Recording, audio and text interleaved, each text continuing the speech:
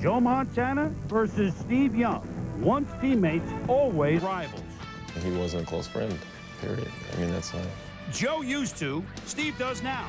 Connect, that is, with Jerry Rice, San Francisco's scoring machine. The defensive back has to come through me to get to the ball. So I'm in good position to make the catch. You throw the ball, I got the ball. 5 and a drive in Miami silenced the critics. No Achilles heel in Marino's recovery. I don't think I've ever questioned my ability coming back. First day for the first pick. How large was Big Daddy in his debut? Buddy Ball premieres in Arizona. Will Ryan shine in the Valley of the Sun? All this and much more next on NFL Game Day.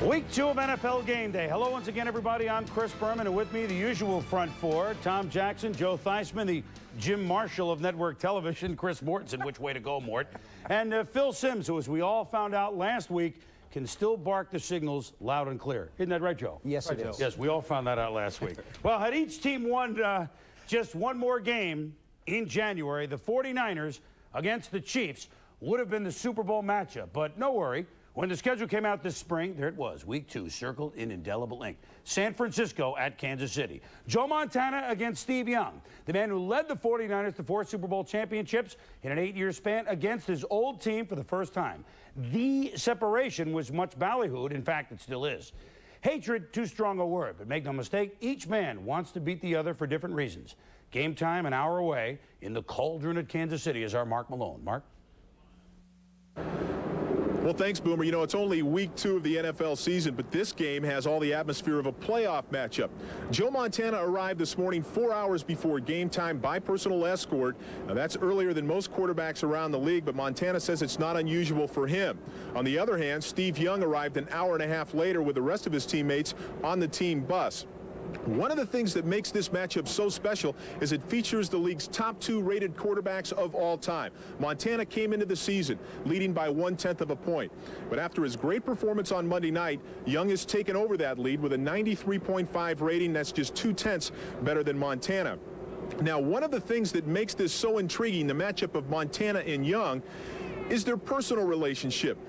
Resentment built between these two players as they fought for the same job for over 6 years, and neither of them have spoken in the last year and a half. Thrown together as teammates, Joe Montana and Steve Young were always gunning for each other.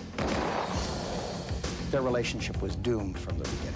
anyone who wants to take your job, you have to have a certain amount of rivalry with. I tried as hard as I could not to take it personally, you know, even though I don't know if it was or not. That doesn't work out, and he wasn't a close friend, period. Discouraging medical reports following Montana's 1986 back surgery compelled Bill Walsh to make a trade for Young on draft day 1987. Believing Joe was close to retirement, the Niners convinced Young that within a year he would make a graceful transition to become the next Montana. He was brought in pursuant to a significant trade with the idea that he was going to be the starter. So the moment Steve came on the scene, through no fault of his, there was that built-in distrust, dislike, if you will. Montana came back in '87 and won the passing title. Still, Young's very existence as a Niner was a threat, an irritant to him. Throughout the season, some Niners, including Montana himself, were offended by what they called Young's whining for playing time. I think that Joe felt that he was getting the job done, and he really was, and that Steve was always nitpicking to get time, a quarter, a half in here, and you know, they didn't really give Joe the equal justice. Walsh forced the issue, spot playing Young in '87 before yanking Montana in the third quarter of a playoff loss to Minnesota. Afterwards, Walsh would not declare a starter for the '88 campaign, fragmenting the team and igniting a full-blown quarterback controversy. Joe would hear one thing from one person and then would be maybe even agitated by what was going on. And maybe Steve too. He'd hear from his colleagues that, what are they doing to you? You know, maybe they made promises to him about when I'd be gone and all that. But I think I fooled him a little bit. So, you know, and you can understand from his point of view that he was anxious to play, and but so was I. Montana won that quarterback competition in 1988, and 1 year as a backup turned into 4 for Young. Despite that, he refused advice from his agent to seek a trade as he watched Montana win 2 more Super Bowls. Was it hard for him? Yes, it was hard. There were times where Steve had to bite his tongue. There were frustrating times. From the time that I got here, it wasn't never going to be really easy, you know, and I kind of accepted that from the beginning. It was a very difficult situation for both. I know there are incidents that I know of that I'm not going to talk about, but when I got there in '89, I mean, you could tell that it wasn't good. No one would talk on camera about such alleged incidents, but off camera, some said Montana tried to turn veteran players against Young, and was even quoted as saying Young was the opposition, not a teammate. When the bullets stopped flying, both were left standing. But there were no winners. Montana, exiled from San Francisco. Young, still shackled with a Montana legacy. Steve, once he wins a Super Bowl, will be considered one of the all-time greats, where Joe has won 4, and that's the difference between the two. Steve is an extremely talented quarterback, and he's going to make his own mark, but he's got to go of the fact that, you know, he's not going to be able to do what Joe has done. Nobody is. I mean, that's the way it is. And I can speak from personal experience, having followed Bradshaw in Pittsburgh. If Young wins a Super Bowl, there will be people who say, yeah, but Montana won 4. A win today not only gets him a step closer to that elusive Lombardi trophy, but it takes a giant step away from Joe Montana's shadow. Very important. And Montana won't say this on camera, but a win today proves to the 49ers, at least in his mind, that they made the wrong decision. It'll be an interesting matchup.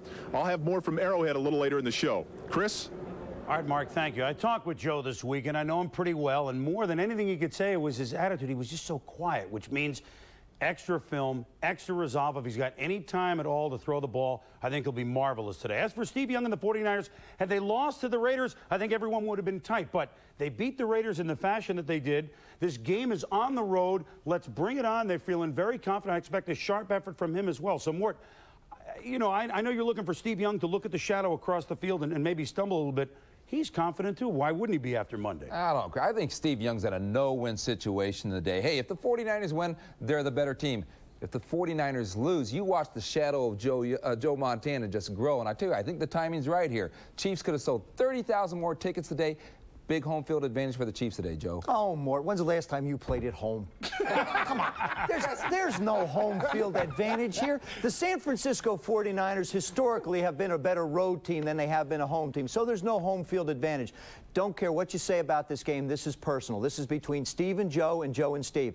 But I really think that the difference in this game is going to be in the personnel that surrounds both these quarterbacks, not necessarily just in the individuals, Tommy. Yeah, and the 49ers are a better team overall because they upgraded defensively. Every move they made started to pay off the first week of the season. Ricky Jackson from that left side getting pressure. I think he's in a great situation because he doesn't have to do it every down a la New Orleans. Now he can pick his spots. Richard Dent on the right side, do everything, run stopper, rusher, and then the intangibles, the tips and the knockdowns. Kenny Norton Jr. stabilized the run defense, and maybe the most important guy on the field today for the 49ers, Dana Stubblefield, getting pressure right in Montana's face where he likes to step up, and maybe that's the only thing that bothers Montana. You know those names you just mentioned on the 49er defense? None of them have Super Bowl rings from the 49ers. Point being, will they tee off on Joe? Well, Joe was never really their teammate, really. Certainly not during the Super Bowl years, so that won't be a problem. Well, Phil, let me ask you this. Supposing the Giants last year had played the Raiders, you'd have to go up in this sort of situation against Haas. How would you have reacted? Well, I'll tell you what, when Jeff Hostetler signed with the Los Angeles Raiders, one of the first things I did was run out to get a schedule to see if we played each other, because one thing I didn't want to do was play against a team that he was quarterbacking. Why? It's hard enough as a quarterback in this league just to win the game, but to get a game another dimension, a personal duel between you and the other quarterback, well, let me tell you what, that's nothing but a distraction. And no matter what Steve Young and Joe Montana to say, today's battle is personal. Well, now you can go week to week against this Joe. Yeah, that's right. So he's on the schedule every week. We will have more from Kansas City with Mark Malone a little bit later. Tommy visits with Jerry Rice, the NFL record holder for a touchdown, so we've only just scratched the surface on this game. Well, the team trounced by the 49ers Monday night. The LA Raiders come home to the Mausoleum, where Art Shell, 29-11, is head coach. They face old friend Tom Flores, who won his 100th game coaching last week for an up-and-coming Seattle Seahawks team. Admittedly, Flores had never beaten the team he guided to 2 Super Bowl titles. Oh, by the way, the last 2 won by the AFC. In fact, the Raiders have beaten Seattle 8 straight, but last year were a pair of 4-point games, and the Raiders' 0-1 start, divisional game, had better be careful. But we all saw Napoleon McCallum's graphic injury Monday night. Obviously, there have been many anxious moments.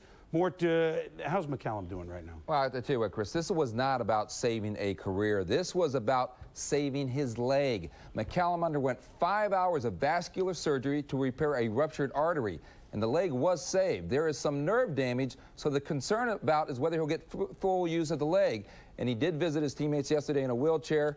Another Raiders note. Defensive end Scott Davis, who was coaxed back to the Raiders after a 2-year leave, is AWOL again. First practice this week, he got into a fight with linebacker Greg Beekert, who KO'd Davis. Davis left. He hasn't been back. It's 2 big losses for the Raiders. And speaking of a player who's been retired, ex-Chief Christian Okoye, he worked out for the Raiders this summer. They almost signed him. He's under consideration, Chris, to replace McCallum. The Nigerian nightmare maybe to the Raiders. So, well, what about Deion Sanders? I mean, just like in the baseball strike, they say, well, here's the deadline. We don't get it done by Friday. The season's up. Well, obviously, that deadline's come and gone. Deion Sanders said before the season started, here's the deadline for signing. That hadn't happened. When will it, and who is it? Well, I think this week things will heat up because if the baseball season does end. But Deion basically is waiting for word on baseball. The Falcons want him to make a decision quickly. The 49ers have a 1-year, $1 million offer out there. There's been no contact between Deion and the 49ers, and the Dolphins hoping he takes their deal because Troy Vincent is hurting with a knee injury, Chris. Yeah, well, if and when they waive off baseball, that sweetens the pot and sweetens the amount of games he can play, obviously, right. Mort. Well, we've only just teed it up. We're with you until kickoff at the top of the hour. We'll talk with Dan Marino after his 5-touchdown start. Today, he will try to avoid the Minister of Defense, Reggie White. The Bills, all of a sudden, are on the ropes. They need thermal to warm it up. And the incomparable Jerry Rice, second to none. Monday night was more candlestick poetry. The only other matchup of 1-0 teams besides the 49ers against the Chiefs. Miami's 7-0 lifetime against the Pack. Don Shula's 63-18 interconference record, the best by far. Including the preseason, the Pack 4-1, their only loss to Miami on this very same field in August. But Pack very tough at home. 3 of their first 4 games are in Wisconsin, where the cheeseheads can be vocal. For Miami, no question that Marino continues to be the big cheese. Let's slice up to Milwaukee and check in with our Leslie Visser. Oh, Chris. Well, here in County Stadium, not the frozen tundra of Lambeau Field, the Dolphins have made some changes. Brian Cox will start at middle linebacker, and Aubrey Beavers will make his first start at outside linebacker. But the real concern is at cornerback. Troy Vincent re-injured his right leg last week, his right knee. It will be a game-time decision. He told me a little while ago he doesn't feel real secure on it, that he is not likely to play. Well, as for the quarterback, Dan Marino turns 33 this week, and Don Shula told me he is football's Cal Ripken because he is incredibly durable, wondrously talented, and above all, mentally tough.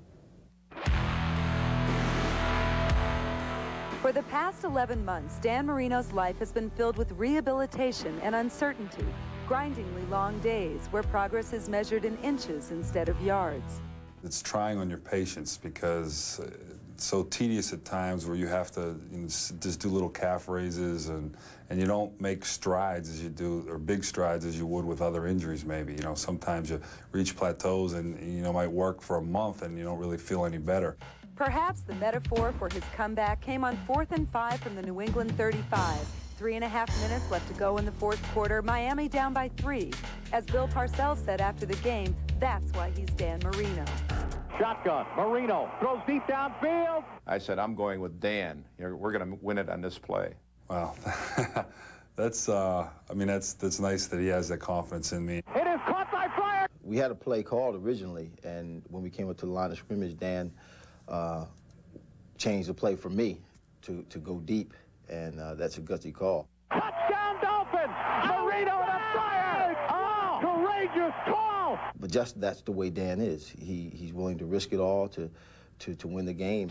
He is that rare combination of guts and reflexes, a product of the streets of Pittsburgh, where leaders prove themselves at an early age. When I was young, where I grew up, it was very competitive, you know, just in the street games, you know, when you played pickup games in the street. That's, I think, helped in my development when I was younger and helped me develop a lot quicker because of that. Is he among the toughest mentally, the athletes that you've ever encountered?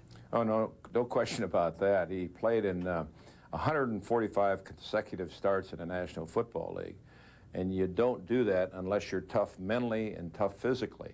Just coming back in the ankle and being able to move on the ankle the way I wanted is the thing that I think is still a question in my mind today, even after the game. So I don't think I've ever questioned my ability coming back. He's not been one to go out and have to rehab and do all the hard work that he had to do. He's never done that before. And to have to all of a sudden do it and then come back mentally and come back physically and do what he did in that first game, that says it all about Dan Marino. Dan will go to work on the Packers secondary, where Doug Evans will make his first start in place of the injured Roland Mitchell. Well, Dan told me a couple of weeks ago he called Dominique Wilkins. Wilkins, of course, is also recovered from a ruptured Achilles tendon. And Dan told me he does not feel that his rehabilitation is as far along as he had hoped it would be. But Joe Theismann, he wants you to know he does have a leg to stand on. Thanks, Les. I appreciate that. Well, listen, Dan, just keep on proving me wrong. I really don't care. Everybody else has. I really think that Dan Marino still should have thrown for over 500 yards if he hadn't been recovering from an Achilles tendon problem. I mean, there's no question about it. The thing about Dan is I really believe that the cumulative effect of the wear and tear on his arm through the course of a season, not having that leg fully to support him, is going to create a problem. As a matter of fact, he got a break last week playing in bad weather against New England. The field surfaces were not very good. As a matter, watch when he drops back. I want you to take a look at it. See how he slides back, slides a little bit on that back right foot, and keep focusing on the right foot. Don't focus on the great throws down the field. We know he's got a great arm. He drops back, he slides, he shuffles, not really having the push, but just sort of slide up, shuffle, shuffle, shuffle. This is, of course, another pass down the field to Irving Fryer. I mean, he just continues to throw the ball down the field and do very good things with it, but it's all arm. The Miami Dolphins cannot expect Dan Marino to throw 5 touchdown passes and over 400 yards every week. They're going to have to get some kind of a running game to support him, and goodness only knows they're going to have to find some kind of defense as well, Phil. Yeah, that's right, Joe. And, you know, after last week's game on Monday, Dan Marino said, my foot was really sore. And let's remember, going into the first game, he had 9 days to physically get ready for that game. This week he has 6. And also he's going to Green Bay, which is going to be a little colder, a little harder, and he's going to be playing Reggie White and company, and it's going to be a more physical game. But the big test for Dan Marino is going to come in weeks 4, 5, and 6 when they play on AstroTurf. And I can tell you from personal experience, AstroTurf is a lot harder on the feet and ankles. Chris? Well, at Minnesota, at Cincinnati, and at Buffalo, that 3-game streak that you're talking about, they're beginning in late September. Yeah. Did you ever play on AstroTurf? Just a couple games. 1 is an accident, 2 is a trend. 20-point loss of the Jets last week. Only their 4th September loss since 1988 has the Bills concerned. We said in the preseason that perhaps the Bills' fate will depend on how much the Jets and New England have improved in their division. Well, they now know about the Jets. Today in Foxborough, they find out about the Patriots and Super Bowl nemesis Bill Parcells. It's sold out at New England, which is big news. One of those with a ticket are Pam Oliver. Pam? Thanks, Chris. As the Bills try to rebound from their touchdownless effort against the Jets, they do so with changes up front. It was a desperate move on the part of the Bills to stick unproven third-year pro Jerry Krafts in at right tackle against the Jets. Well, today, the Bills follow that up with what has to be considered another desperate move. Today, the Bills will shove their 93 sixth-round pick in Corbin Lucina into a starting role on the Bills' offensive line. Lucina will line up at left guard, sharing time there with Krafts, while Glenn Parker moves over to right tackle. It's Lucina's first NFL start, and it comes at a time when there is growing concern about the Bills' strength and depth on the offensive line. I think there's a little tension, just a little bit. I could notice in the faces of some of the older guys this week, they're a little tense. You know, I have faith in those guys. They'll be all right. It's only the first game, and it's how we rebound is what matters. You're not worried about it? No, I can't worry about it. I got too many other things to think about. Lately, Kelly has been thinking and complaining about the pace of the Bills' no-huddle offense. He says it's just too slow. It used to be that Kelly would go up to the line of scrimmage with the play already called. Now he goes to the line, reads the defense, and calls a play suitable for that defensive alignment. Well, for as long as that takes, Kelly says the offense might as well huddle up. Talk to our coaches about it, and there's only minor adjustments to make, but I know what pace I like to run it at. I know what our team likes, and whether it's going to be a plus, we shall see. And finally, there's one significant injury note to pass along, and that's to the Bills starting nose tackle Jeff Wright. Wright had shoulder surgery in the offseason, and it's been slow to heal. He will miss his second straight start today. From Foxborough Stadium, I'm Pam Oliver. Let's now go back to Chris. All right, Pam, good job. Enjoy the game. Mort, you know, 2 tackles to free agency in 2 years. That's tough to fill. No, and I tell you what, Marv Levy, the coach, warned Ralph Wilson, the owner, please keep Howard Ballard. And I tell you what, how many more hits can Jim Kelly take? And Thurman Thomas, this started last year. His average per carry went down from 4.8 yards to 3.7, and his touchdowns from 12 to 6, Joe. Well, you know, you talk about Thurman Thomas's production. Take a look at the entire offensive production. The entire offense for the Buffalo Bills has dropped down considerably. There's your graphic. 368 down to 328, 41 offensive touchdowns down to 32 touchdowns. What it looks like to me is that defensive coaches have finally caught up with this no-huddle offense. You give them enough time, they're going to figure out a way to stop you. But the Bills have contributed to that as well. They've taken Andre Reed and moved him outside so that he can be double-teamed a lot easier than just leaving him on the inside, Phil. I mean, it doesn't make sense. Yeah, you know, Joe, the Bills don't care. All they want to do is speed the game up. Last week in Buffalo, the Jets go up there and play a power game against them, slow the game down, and it didn't work for them. All Jim Kelly has talked about all week, let's speed the game up. This gives us more emotion, makes the defense play better, gives us more turnovers. The New England Patriots, they want to slow the game down. They got in a shootout last week with Dan Marino. They don't want that to happen again this week. Instead of throwing 51 times, they'd like to run the ball 51 times this week, Chris. Well, especially you heard Pam say that Jeff Wright is still out, so you got Leroy Thompson and Butts running behind a very unsung fullback in Kevin Turner, Carthon-esque, and I know you know what that means. Look for that today in that ball game. Well, Monday night was Jerry Rice's showcase, not that the last 9 years haven't been. Tom visits with the record holder when we return, as well as the buddy system opening up in Arizona. Lots of bravado, a theatrical look at Buddy's nature. But in week 1, a bad loss against the Rams. The potent 49er passing attack has gotten the attention of the Kansas City Chiefs, but they prefer to focus on an area they might have more success. Of course, the 49ers will go without Ralph Tam, the right guard, and their right tackle, Harris Barton. They'll be replaced by Derek Dees at right guard, and at right tackle, Harry Boatswain, who will match up today with Neil Smith. He has some weakness in it, and I will use it against him in the game. I just think that, you know, going into the ball game, you know, I have to bring it to him early, where, you know, I'll be there all day. You know, I think it's going to be a good matchup. Also, look for the Chiefs to flip Derek Thomas around, trying to take advantage of the right side of that 49er offensive line. As for Rice and company, well, they'll face a retooled Chiefs secondary that has lost the likes of Albert Lewis and Kevin Ross, but head coach Marty Schottenheimer believes his Chiefs secondary has the ability to keep the Niner passing attack in check. The nature of the offense, in my view, is that if you let them catch it and aren't anywhere nearby and let them run off with it, then you're going to really have a problem. If we can find a way to get on them shortly after they catch the ball and keep it to as few yards as possible, you got a chance. Unseasonably warm today, high in the mid-80s. Of course, they're playing on grass instead of AstroTurf, so the temperatures on the field ought to be about 20 or 30 degrees cooler. Chris? All right, Mark, thank you. I know an interesting guy watching on TV, like all of us on Monday night, watching Jerry Rice do his thing against the Raiders, was Joe Montana. He had smiles, too. Tom, I've just been handed this bulletin. It says Jerry Rice. This just in. He's good. Yeah, he's good, Chris, and so is the guy whose record that he broke. Growing up in the heart of Cleveland, Ohio in the 50s and 60s, certainly I always thought Jim Brown was the greatest player to ever put on a pair of cleats. Now Jerry Rice is forcing me to question that. I had a chance to go out and find out firsthand why Jerry Rice is the greatest receiver to ever play.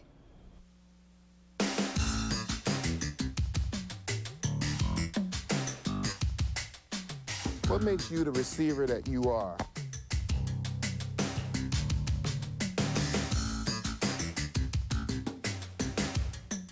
It's a combination of all things. The hands, the eyes, the way I run the route.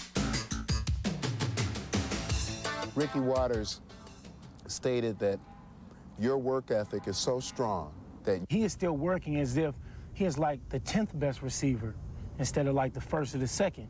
Why? It's almost just like I'm fighting for a job, and that's the attitude that I really take. What do you see on the field when you're running a route? I see everything. I know where the pressure is coming from. I read the defense. I know exactly where the holes are. And when the ball is in the air, I have to block everything out and just focus in on the football. watching any part of the ball when it comes to you? I'm looking at the front of the football, and I'm trying to really just focus in on that front part and just make the catch. And you notice my eyes are going directly with the ball.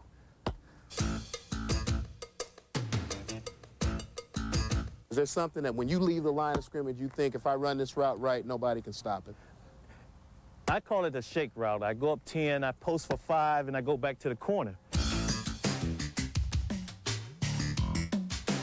We're in the red zone now. Take us through a quick slant. Okay. All right.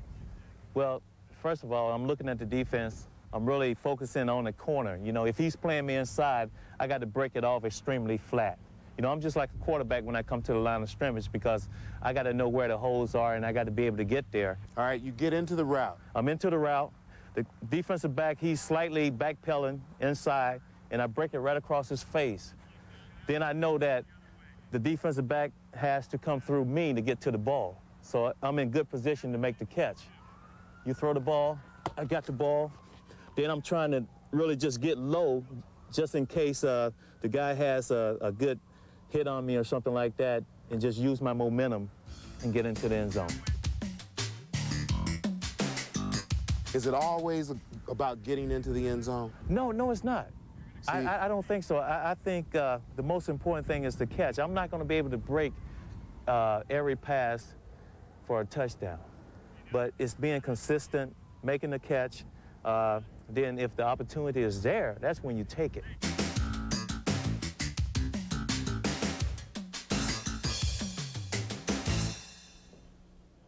The amazing thing about Jerry Rice is, as a wide receiver, the number of limited catches and touches that he gets relative to the touchdowns he scores. Here you can see 1 out of every 6 times he touches the ball, he scores. Look at the number of touches for Jim Brown, over 2,600, 126 touchdowns scored. Folks, as we look at Jerry Rice's career, should he stay healthy over the course of the next 4 or 5 years, 175, 200 touchdowns not out of reach. Good arm, by the way, Tom. Yeah, I remember when we went out to visit Don Hutson, the legendary receiver of the old Green Bay Packers. It was in 1988 now. We went out because Steve Largent was about to pass him for the all-time receiving record for touchdowns. Hudson at 99, Largent about to get 100. We talked. He said, you know what? It's all academic because there's a young man in San Francisco that's going to have all the records. Don Hutson knew way back in 88 what the rest of us have seen. He's the best. Well, we heard Mark Malone, guys, say that Joe Montana and Steve Young hadn't talked for a year and a half.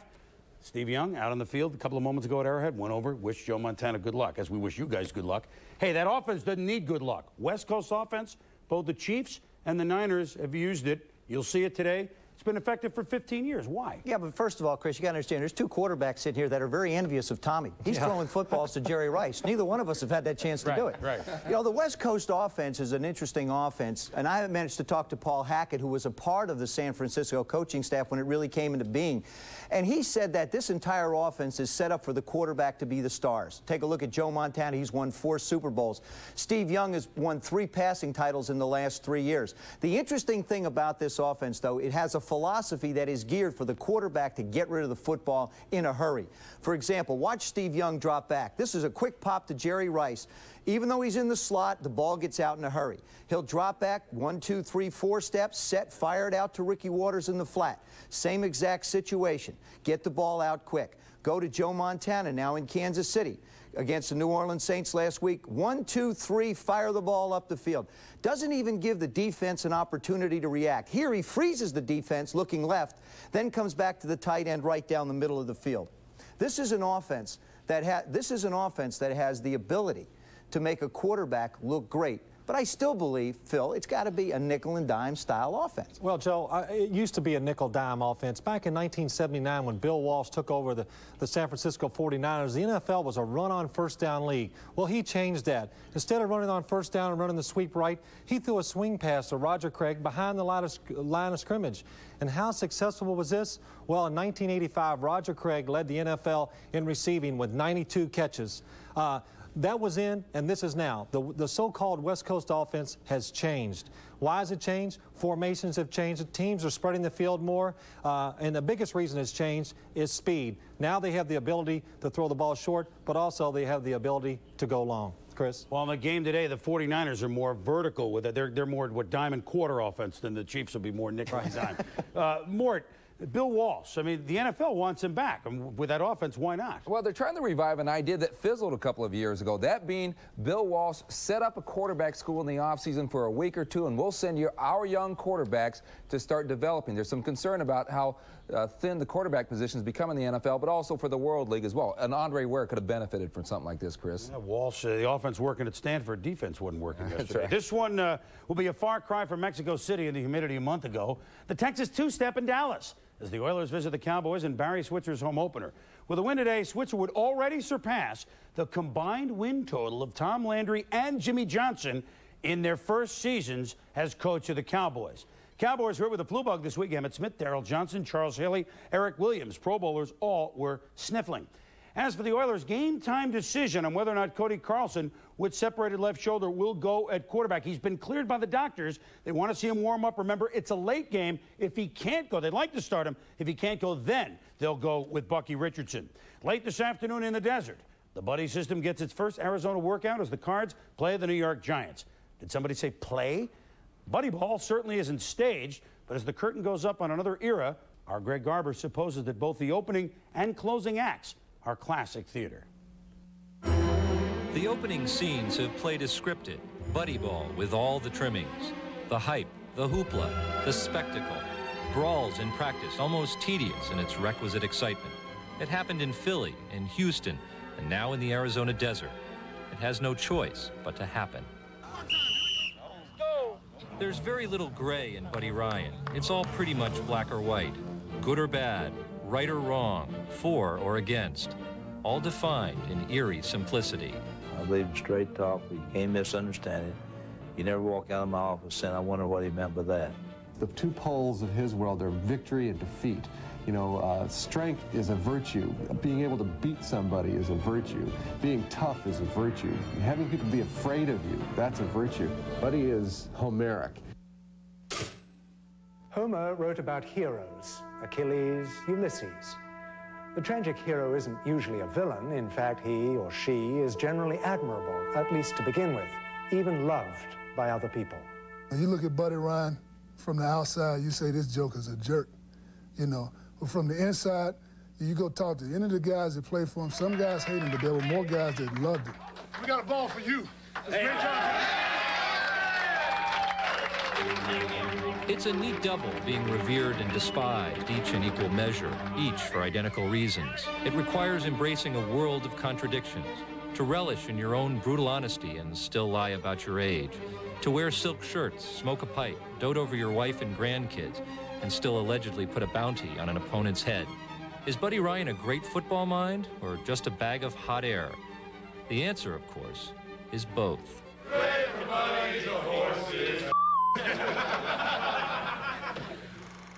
You are what you coach.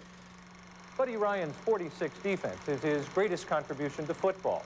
It's a mirror to the man, an aggressive, outrageous, offensive defense with a fundamental flaw, a soft underbelly. It's kill or be killed, live by the big play or die by it. Most often in tragedy, it's some character flaw inside the hero that gradually undoes him, be it some moral weakness or simply bad judgment. He misinterprets the effect his actions have on the people around him. The flaw, says the ex-wife, is overestimating how far to push the tough guy image. Bulked up toughies troll for conflict, needing to find a menace somewhere, anywhere upon which to inflict their toughness. Most coaches go the conventional route, posturing Sunday's opponent is the mortal enemy of the week. But he finds enemies where others don't. Foes more vicious, more evil.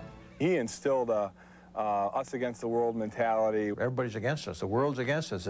There's just us. Everybody hates us. Offense against the defense. Nobody likes us. And team against management. All the coaches hate us. Everybody against the fans. Now we're going to go out and fight for our lives. And it works. The great generals that led people in victorious battles. I mean, it was us against them. That's the way it is. I mean, you got to know who the enemy is. But now, Buddy's both coach and management. He plays the players he wants, pays them what he must. His twin sons, his own flesh and blood, carrying out his will as coaches. But in getting all he wanted, Buddy may have lost what he needed most. More dangerous than spending your life searching for enemies is suddenly not being able to find any. Lose your tormentors, and the only enemy left is you.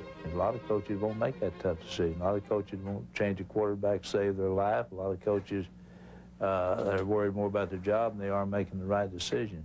He will win, of course, because Buddy Ball lives by the big play.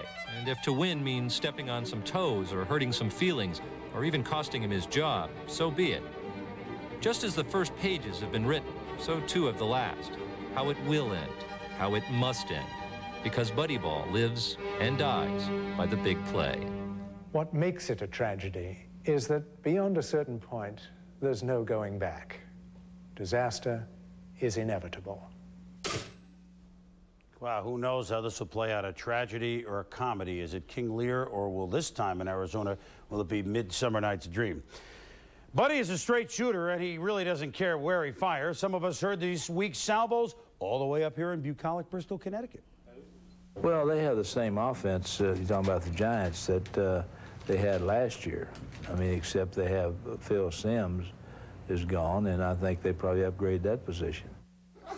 Well, naturally, big headlines followed in New York. Buddy sacked Simms and so forth. Phil, what gives here? What's going on with this here? I don't know, but you know what, Chris? This just in. Salary cap in, Phil Simms out.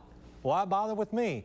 But that's Buddy Ryan. I guess if all of his quarterbacks get hurt, he won't be calling ESPN looking for a retired quarterback to come out there and help him out. Unless he'd call you, Joe. Right. Well, he saw the way Tommy threw. He's very interested. I think he liked that. That's right. Two teams where Buddy wants to hang his hat, Chicago and Philadelphia, get set Monday night in Philadelphia, where the Bears won 17-6 last year after Randall was hurt. We all remember the fog bowl between these two teams in the playoffs. Bears will try to get out of their Monday night road fog. They are 3-6 team lifetime. Still to come, quite a debut for Marshall Faulk with the Colts, who may help the Colts make a serious turnaround. And when we return, Tom visits with Big Daddy Wilkinson. No, you think about the worst-case scenario for the Broncos, now going up against a Jets defense that's much improved, I think mainly in the form of Marvin Jones finally becoming the linebacker that the Jets expected him to be. He's going to get his first start today. But then you look at that Bronco defense. Last week, one of 3 NFL teams that didn't record a sack, and unheard of to me, Mort, they didn't even get a pressure on a San Diego quarterback. Well, then that's not necessarily good news today, Tommy, because last year the Jets led the NFL with 8 sackless games in protecting Boomer Esiason. They held the Bills sackless last week. Now, they do have 3 injuries on the offensive line this week. Not only that, but fullback Brad Baxter, he's out today, and wide receiver Rob Moore, sore wrist. That thing's hurting a little bit more this week, so they need a big game for Boomer Esiason going to Johnny Mitchell, Phil. Yeah, and I don't think you have to worry about that. Last week we were talking about Mort. You're looking for an AFC team that plays like an NFC East team. Look no farther. The New York Jets are it. A solid power running game, a solid defense who plays aggressively. They have a smart veteran quarterback. And I tell you what, Chris, all this adds up into a pretty good football team. Well, let's see if Pete Carroll can get them up again. They obviously were up last week at Buffalo, Phil. Well, another one of those contending teams that are 0-1, facing a tough divisional game. Pittsburgh, who traveled to Cleveland Stadium, their personal house of horrors. The Steelers have won only once in their last 12 trips there. And remember, Eric Metcalf ruined them last year. 2 long punt returns for a touchdown, the second just before the 2-minute warning. Most important man today could be the Steelers' special teams coach, Bobby April, Jerry Glanville's wild man in Atlanta, who Bill Cowher hired this year. The Colts, the Yuccaneers, at the Big Sombrero. Good tickets still available. These two teams have earned the first draft pick 5 times in the last 11 years, but Colts this season stand 5-0 combined pre and regular season. One reason, Marshall Faulk's 143 yards last week. But not only that he ran for all the yards, look at what he did on first down. Almost 8 yards a carry meant second and very short for Jim Harbaugh and company. Result, a 42-point lead at one point against the Boilers. Tommy, Marshall Faulk, second pick in the draft. Big Daddy Wilkinson, the first pick of the draft of the Bengals. How did he do in week 1? Well, we had a chance.